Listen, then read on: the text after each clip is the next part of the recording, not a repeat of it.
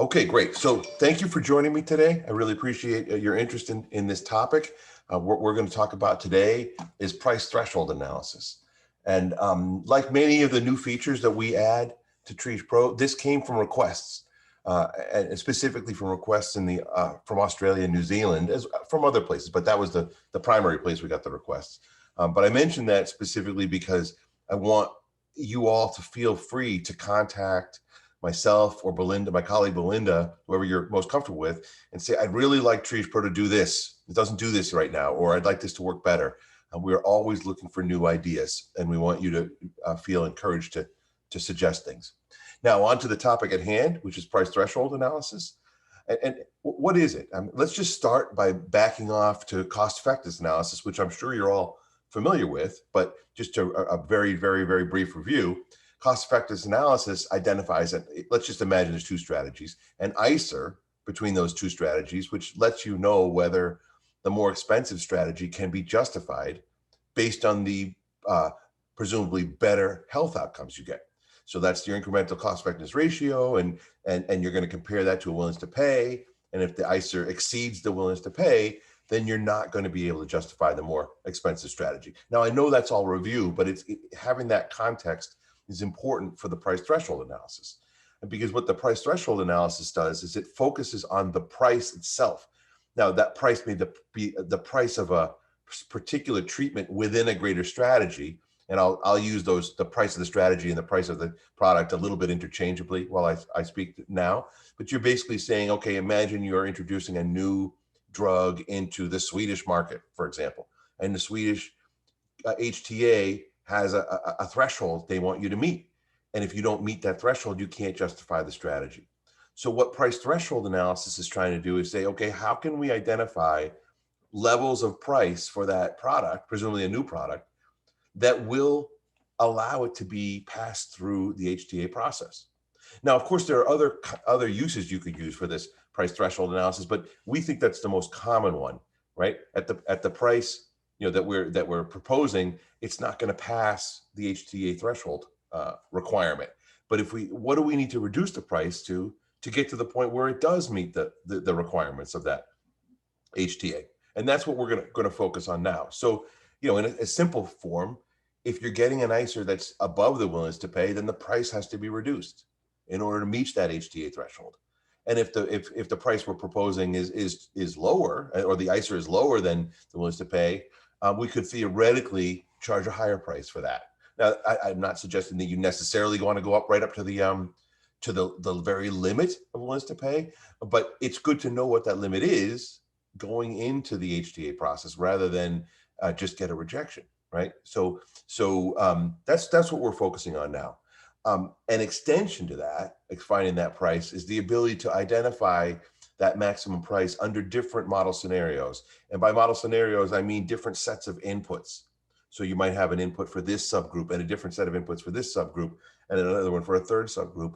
You can run a single analysis for all of those scenarios, as well as you could run that for multiple willingness to pay values, all within a single analysis. So that's what we're about to do. I'm just setting the stage. In order to do this, you'll see over here in the files view, right? These are where all the example models, I forget about that acceptance test. All the example models are here. And within that, we have a healthcare, and within healthcare, we have a couple of price threshold, one based on a discount and one based on the price. We're just going to use the second one first. So I'm just going to open that model. It's included with your software. Now, of course, this is a new feature with Trees Pro 2021, the July version. So you would have to update to the latest version, which is 21.2, in order to have this function. So you can check and see if your license is eligible for that upgrade on our website. So here's our price threshold model. It's just a standard Markov cancer model. We use this model or similar models for many of our training routines: local cancer metastases progression, multiple strategies, 3 strategies. We're going to focus our price threshold analysis on the first 2, but I just wanted to have 3 so you'd see what happens when you do have more than 2 strategies. And the specific price that we're looking at is this price treatment 2 right here, this $6,000 price. So imagine treatment 2 is using a new product. this $6,000 price is the price that we're going to think about whether we can adjust it or whether we need to adjust it to meet our price threshold limitations. So before we run the price threshold analysis, I first just want to run the cost effectiveness analysis rankings so you can see what it is at the base case. With that $6,000 price, we see we have multiple ICERs, treatment 1 to treatment 2 of 94,000 plus, and treatment 2 to treatment 3 of 101,000. So no dominance or anything. And we're really going to focus on the 2 strategies, but we see this $94,000 or $94,800 ICER is significantly more than the willingness to pay values that we're focused on. Let's just assume it's 50,000. This is too high, which means treatment 2 would not be cost effective within that willingness to pay scenario or limitation. And so we know that we have to reduce the price in order to get this more in line with that willingness to pay. So this is our base case cost effectiveness analysis, and then which is useful to understand what the price threshold analysis is going to do. So let me just see if there's any questions. I don't see, no questions so far. So I'll go ahead and continue. So I'm going to go back to the model. I've got the decision node selected. And just want to make sure I don't forget anything. I'm going to go to analysis, price threshold. That's the new analysis. And you'll get a dialog that opens. And we'll talk about what all these entries are, although they're relatively simple, right? The first thing is you got to choose the variable from the list that is the price that we're focused on. And for us, it's already, I mean, all the selections we need are already selected, but this is the price that we want to focus on. If we were worried about treatment 3, introducing that in the market, then we'd be choosing price treatment 3, but that's not what we're doing. We're doing treatment 2. Then we have bounds on the price. I don't know why I started with a 30,000. That seems awfully high. I would presumably have started with 6,000, but I'm just going to leave it as is with a low and a high value in terms of that's as far as we're willing to go to change the price for the purposes of this analysis. Okay, so your price bounds. Then the analysis type, there's really 2 options: expected value, so a cohort model, or a patient simulation model. This is a cohort model, so we're going to run it on the cohort model. You really don't need to check this box ever, so we'll just skip that. And now you've got your pair of strategies, right? We're looking at the ICER from treatment 1 to switch to treatment 2. So those are the strategies we select. You have to pick a pair of strategies when we're talking about an ICER. Okay, I'm going to skip over this a little bit, but these are different.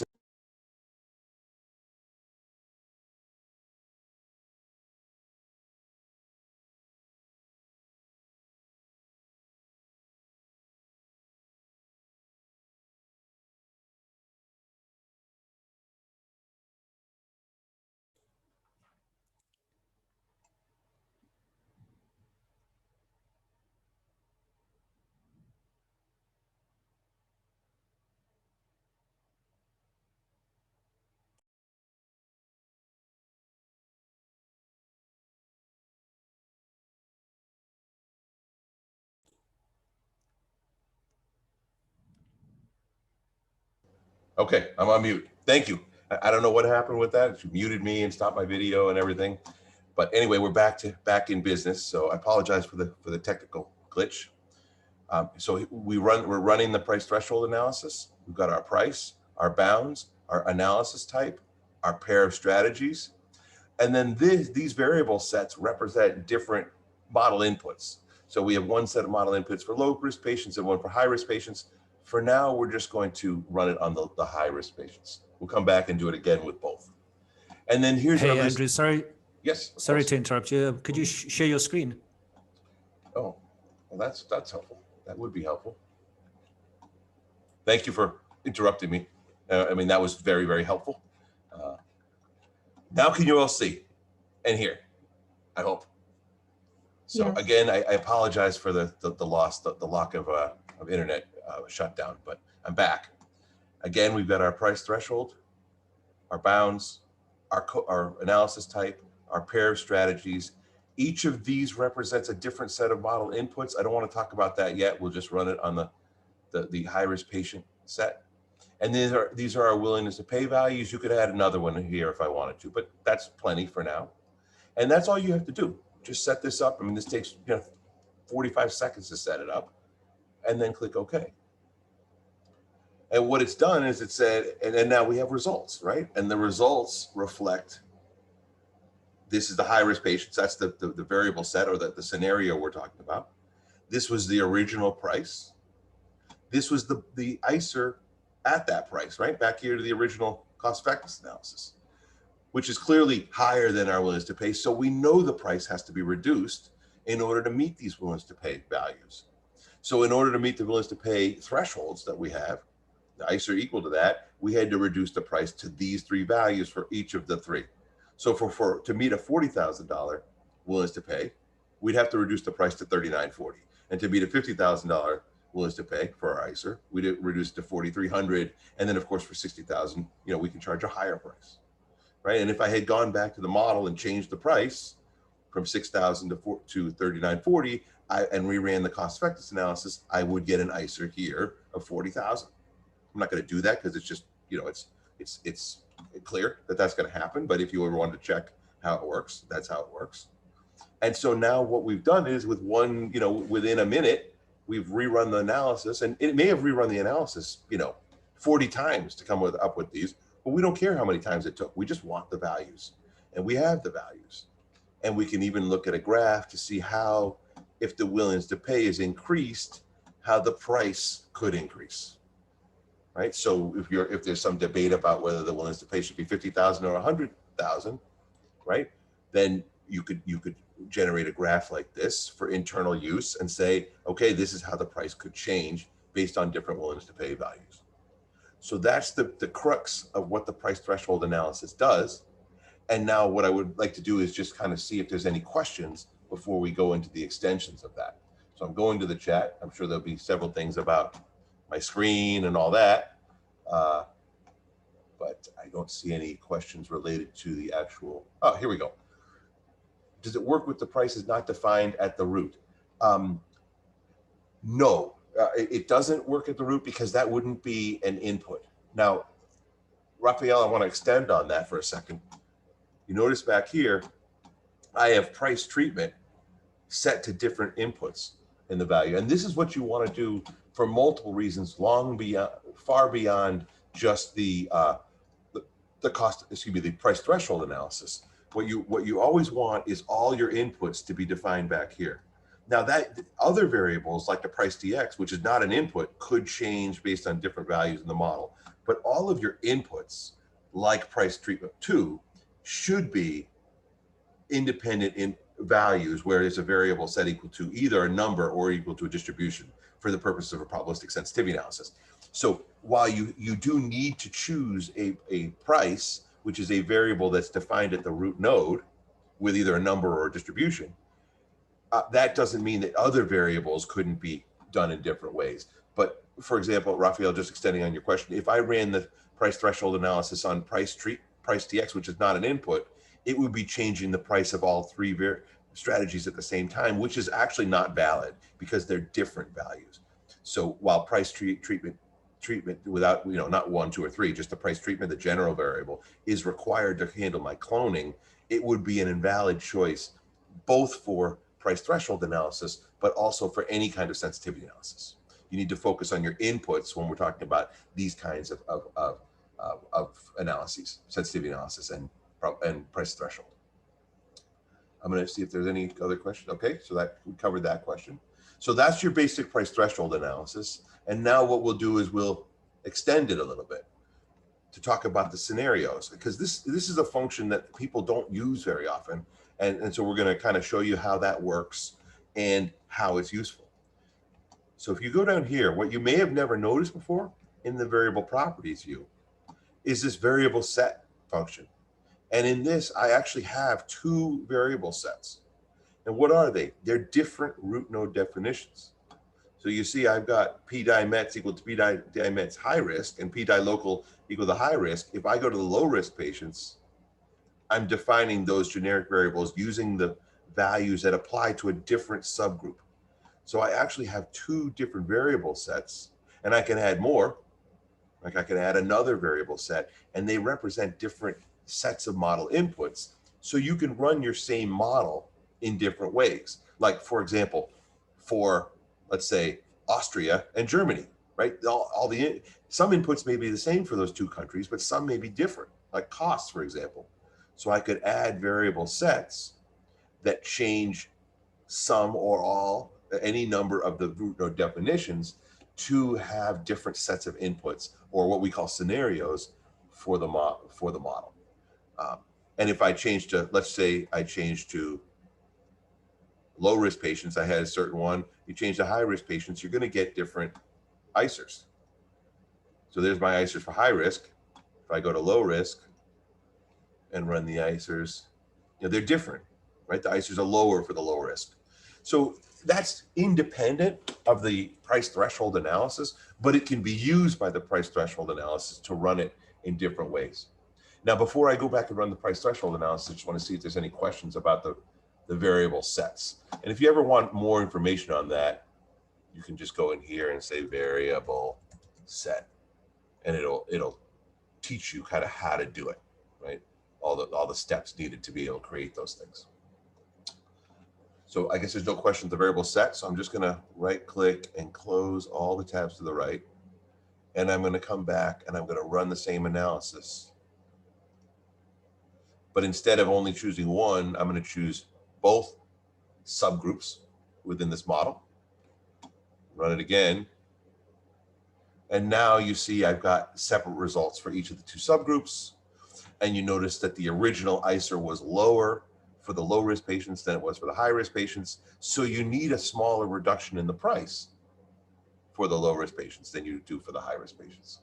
And if you're trying to introduce a new product into a new market, you may determine we're not even going to try to get it approved for high risk patients. We may only go for the low risk prices because these prices are too low, and it doesn't make sense to use that within that market. So we're just going to focus on the low risk and try to get it approved for that with a price that's reasonable for our needs. Okay, so that's running it for multiple scenarios. And when you do that, it will give you a little report of these are the only variables that are actually different by strategy, right? So it's just telling you what those are in order to identify, okay, this scenario, this model inputs have these values and these ones have all the other ones are the same. So you don't really have to look at this. It just could be useful to you. And of course, the price versus willingness to pay graph is going to now have two lines, right?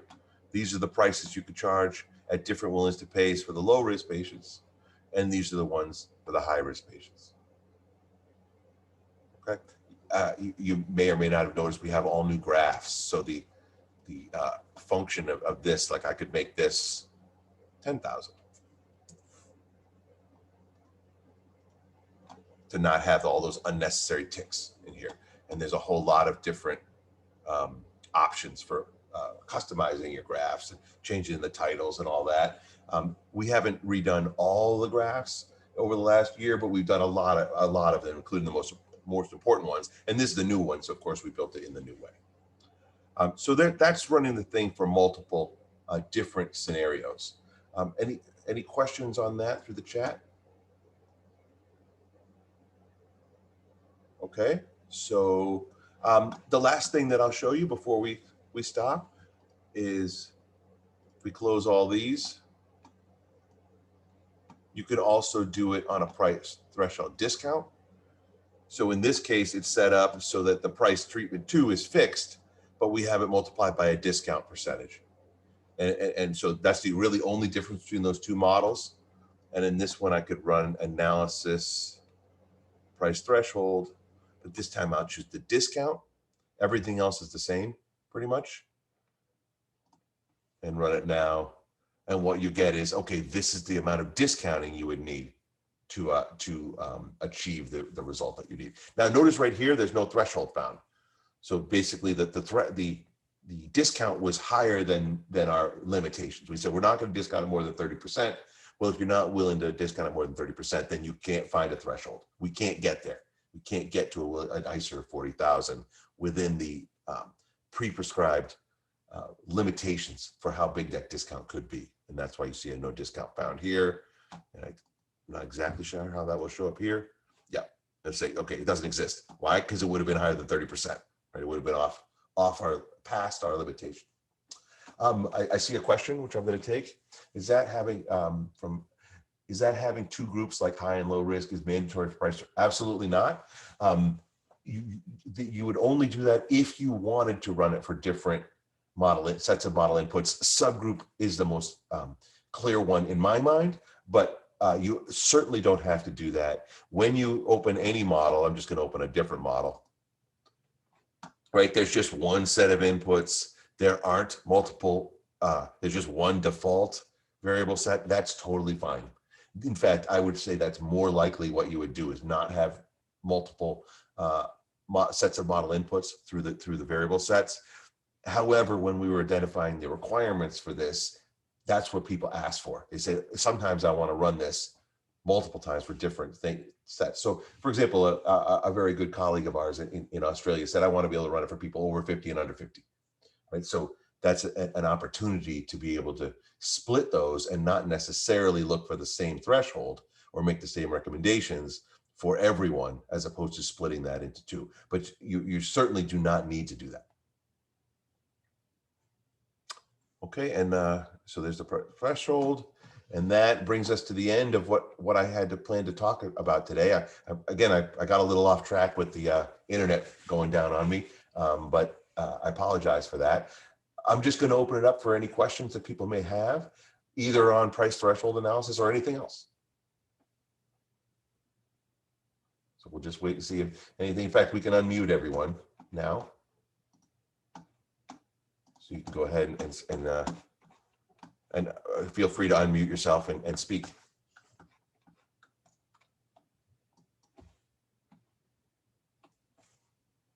Okay, are there any questions on what we did today? Can you share publications using this analysis? I don't have any. Like, we just built this. It was released, 2 weeks ago. So I'd be extremely surprised if somebody had used Triage Pro for this recently. However, there's no reason you couldn't. That being said, I don't know whether it would be used for publication or for some business decisions. Theoretically, it could be used for both. But I'm not familiar with any publications using this analysis. Most of the requests for the use of this functions came from consultants who were working with pharmaceutical companies that were looking for this kind of information, because what they had to do before was basically trial and error, run an analysis, tweak a price, run an analysis, tweak a price, and keep trying to find those thresholds. And if they had, in this case, one's off the screen, but 6 different kind of sets of combinations of either values and willingness to pay, that means they had to do trial and error 6 times. So that became a very laborious, all-day routine of running the same analysis over and over and over, tweaking the price to try to get to these thresholds. And we didn't want you to have to do that. We want things to be as easy as possible. So we built this analysis for that purpose. I see some more questions. Okay. What are other, I'm just reading the question for everyone. What are other solution software for price thresholds? The health gains for patients could support an annual price. I'm not sure I understand the question. So I'm not sure about the ICER publication. Typically publications are going to be focusing on what the ICER is, irrespective of what the willingness to pay threshold is. So most publications, I believe, will be done based on the original cost effectiveness analysis, this one, not trying to change it to find the thresholds, because if you're let's say an advocacy group or a physician, you're trying to find the most cost effective strategy to present and make recommendations for public policy and insurance companies, et cetera, et cetera. So they wouldn't really be looking for a price threshold. I think the price threshold comes more into it when you're talking about industry, trying to make sure that they don't price new products in new markets at a level that cannot be supported and cannot be approved and will just be straight up rejected. And if you have a new therapy that could help people and you price it to the point where no one gets it, well, that, not only is that bad for business, that's bad for healthcare, right? So we need to it's helpful for them, both for them and for everyone, to be able to try to set prices at a level that can be used and get better healthcare to the public. Good questions. I appreciate the questions. It's nice to know people are engaged. Any other questions that I can answer today?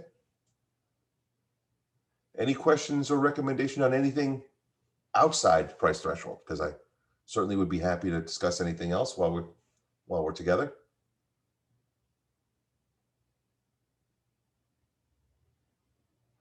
Okay, well, I'm gonna keep this open for another minute in case another question comes in, but I expect people will start to sign off. So I want to thank everyone for joining me today.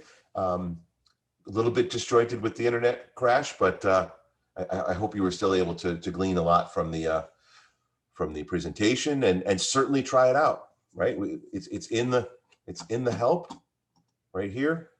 Just go to price threshold.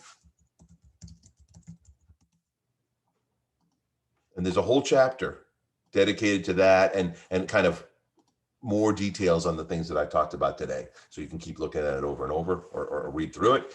Another thing I'd like to show you before we break is, this is just our website, right? This is the new release. So this is all the stuff that's in that release that just came out early in July. But if you go to previous, you can see what came out in the previous one before that, or the one before that. And so you know, if you don't know what's come out recently, and maybe there are new features that would be useful to you, they're there. It's another place you can see that information is right within the help. If you go to section 1.4, in fact, this is a better place to look because it has links to the actual sections. We always include a new section on what came in each of the last releases. So that was July 2021. I skipped one, but there's July 2020, etc.